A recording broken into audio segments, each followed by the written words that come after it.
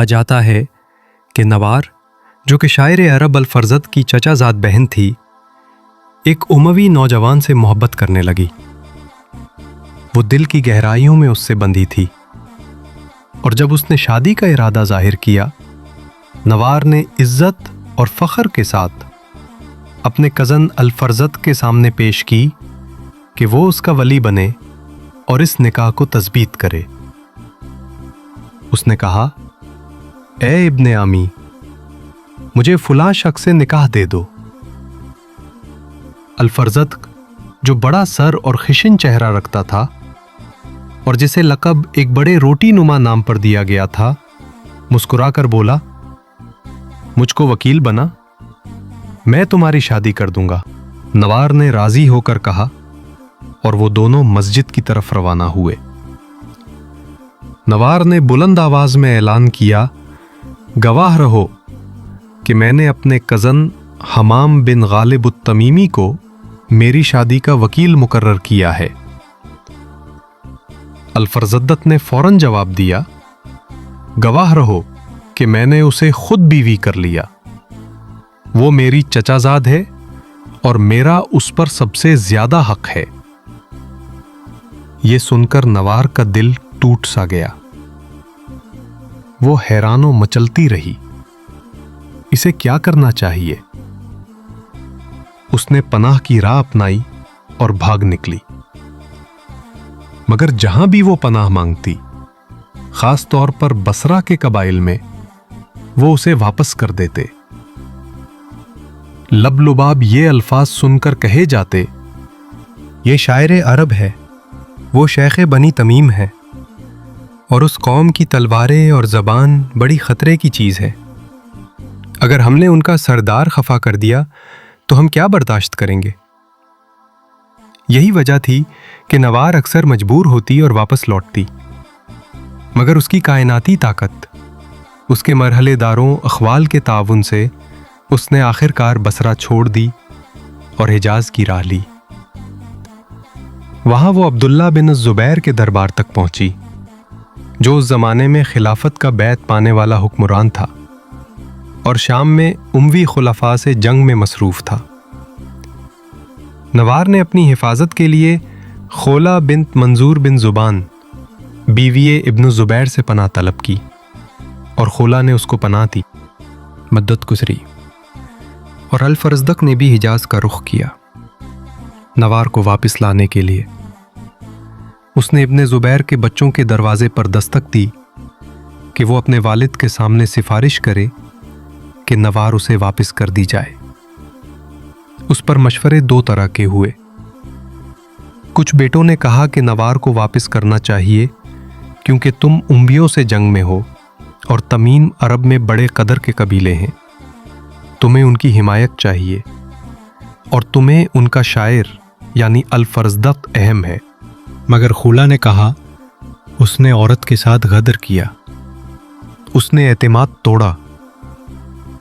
اگر تم ایک عورت کی پناہ نہ رکھ سکو جو تم سے پناہ مانگی ہو، تو تم عرب میں کس سردار بنو گے؟ الفکر ازداق جو لسان عرب میں مشہور تھا، نے اپنی ذات اور وقار کا توازن سوچا۔ اس نے مشہور دو بیتی کہی، اما بنو فلم تنفع شفاعتهم وشفاعت بنت منظور بن زبانہ لیس الشفیع الذی یأتیک متضرا مثل الشفیع الذی یأتیک عریانا، یعنی ان کے بیٹوں کی شفاعت بے اثر رہی، مگر منظور کی بیٹی کی سفارش نے اثر دکھایا۔ شفاعت وہ نہیں جو لباس اوڑے ہو، بلکہ وہ ہے جو بلا حجاب بے پردہ آ جائے۔ یہ اشعار جب ابن زبیر نے سنے تو اس نے نوار سے کہا، یہ زبان طویل ہو چکی ہے، یا اسے قتل کر دوں یا تم اسے واپس کر دو تاکہ اس کا زخم بند ہو جائے۔ نوار کے دل میں اپنے کزن کا قتل برداشت نہیں ہوا، اس لیے وہ مجبوراً واپس چلی آئی۔ اگرچہ وہ اندر سے کبھی راضی نہ تھی، مگر اس واپسی نے الفرزدق کی عزت کو مزید گھٹایا۔ عرب عوام نے اسے تان و طنز کا نشانہ بنایا کہ اس کی بیوی نے اسے چھوڑا ہوا تھا और वो उसका पीछा कर लाया गया। फरजद्दक ने बदला लेने का मंसूबा बनाया। एक रात उसने एक लौंडी से वादा किया कि वो मखसूस घड़ी उसके खैमे में आएगी। वो लौंडी ये राज नवार तक पहुंचा गई कि वो किस वक्त और किस दरवाजे से दाखिल होगी। नवार ने चाल चल, जब रात हो जाए और चिराग बुझ जाए तो तू खेमे से बाहर निकलिए और मैं तुम्हारी जगह अंदर बैठ जाऊंगी। वो बूढ़ा है, फर्क ना पहचानेगा। लौंडी ने वैसा ही किया। सुबह हुई तो अल-फरज़दिक ने आंख खोली और देखा कि नवार उसके पहलू में सोई हुई है। हैरत ज़दा वो बोला, आही अंत? नवार ने जवाब दिया, नाम या फासिक। वो बोला, लिल्लाह मा अलज़्ज़िक का हरामन व अकबाह का हलालन। ये जुमला मशहूर हो गया और किस्सा इस कौल के गिर्द घूमने लगा। लोगों ने उसे लताइफ और बाबे अल-ममनू अल-मरगूब में लिखा, मगर हकीकत यह है कि इस तही में एक मानी पोशीदा है, आज़ादी इश्क। इस रात, वो वाहिद रात, नवार ने अपनी मर्जी से फैसला किया। वो ना धोखा थी ना जबरदस्ती। और अल-फरज़दिक भी, जो अपनी शान और फख्र की जंजीरों में बंद था, इस रात थोड़ी देर के लिए आज़ाद महसूस कर रहा था। वक्त ने अपना काम किया। दोनों वापस अपनी तकदीरी रुख पर आए। अल-फरज़दक अपनी रुसवाई और फख्र में मुक़य्यद, नवार उस धड़कन में मुक़य्यद कि वो बेवा व पुकार कर आई थी। आखिरकार वो अलग हुए, तलाक हो गई। मगर वो एक रात, वो लम्हा ने अपना असर छोड़ा। अल-फरज़दक ने अपनी शायरी में यूं लिखा, दुमतु निदामतुल कसाई लम्मा गित्तु मिन्नी मुतलक़तुन नवार। यानी कि वो पशैमान है जैसे अल-कसाई पशैमान हुआ हो, और कि वो नवार उसकी जन्नत थी।